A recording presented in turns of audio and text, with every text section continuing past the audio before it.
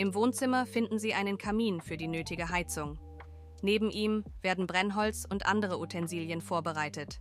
Öffnen Sie den Kamin mit dem silbernen Hebel links. Dann legt man die nötige Menge Holz hinein, um ein Feuer zu machen.